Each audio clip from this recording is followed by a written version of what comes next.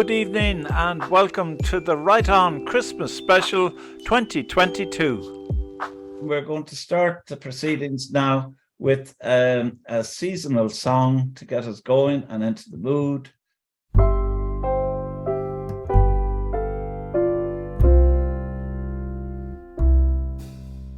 Silent night, holy night, all is calm, all is bright, round yon virgin mother and child, holy infant so tender and mild, sleep in heavenly peace, sleep in heavenly peace.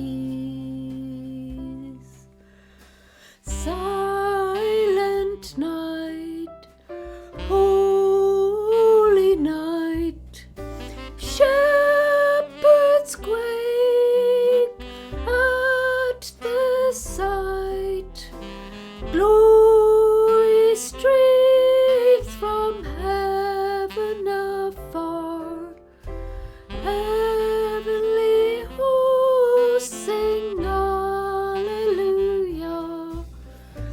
Christ the Saviour is born, Christ the Saviour is born.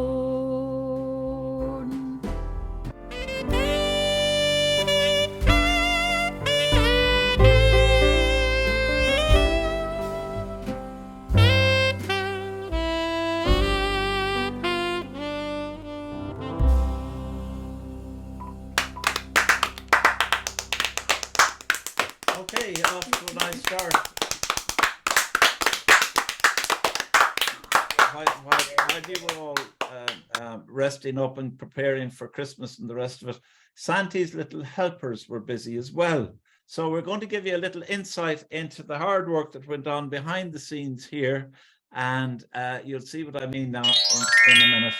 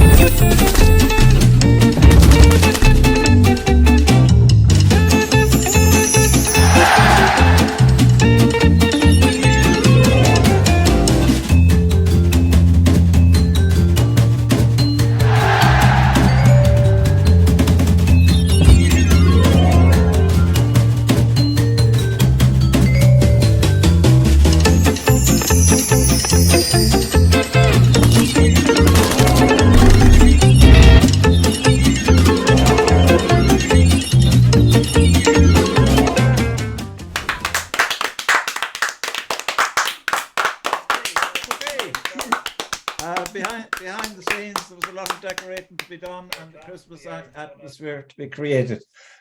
James Conway, and his poem is called A Perfect Day. A